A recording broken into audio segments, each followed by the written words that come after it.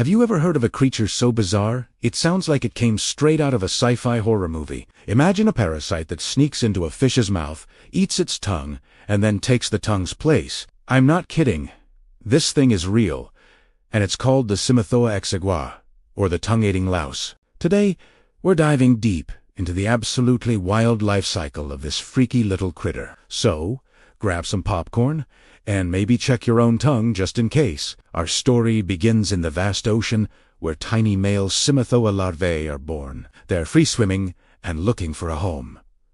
Their one and only mission: to find a fish. Any fish will do, but they have a particular taste for the rose snapper. They swim around, tiny and seemingly harmless, until they spot their target. Once they find a suitable fish, they sneak in through the gills. It's like a tiny, unwanted guest showing up unannounced and deciding to move in permanently. Once inside the gills, the young louse latches on and starts feeding on the fish's blood. It's a pretty cushy setup, living rent-free and getting free meals. Now, here's where things get even weirder. All these lice are born male, but if the fish they've invaded doesn't already have a female louse living in its mouth, one of these young males will undergo a transformation. It's like a promotion, but a really creepy one. This male will grow much larger and change into a female. If there's already a female present, the newcomers will just stay male and wait their turn in the gills. Talk about a strange social hierarchy. Now, a fully fledged female.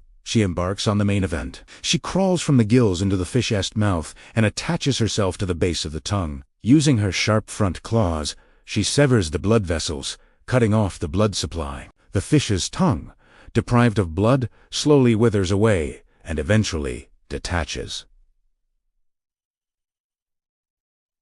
But does the fish die? Nope. The louse is way too clever for that. This is the climax of our tale. The louse firmly attaches its own body to the stub of what was once the tongue, and just like that, it becomes the fish's new, fully functional, prosthetic tongue. The fish can actually use the parasite to hold and manipulate its food, just like it did with its original tongue. The louse gets its food by feeding on the fish's blood and mucus, while the fish just goes on with its life, probably a little confused, but otherwise okay. This is the only known case in the natural world of a parasite functionally replacing an organ of its host. So, what about the males we left hanging out in the gills? Well, once the female is established as the new tongue, the males can crawl into the mouth to mate with her. She becomes a living, breathing, tongue-shaped nursery. The female carries her fertilized eggs in a pouch under her abdomen, kind of like a kangaroo, until they hatch. Once the little louse babies are born, they are expelled from the fish's mouth to start their own terrifying journey, swimming off to find their own host fish,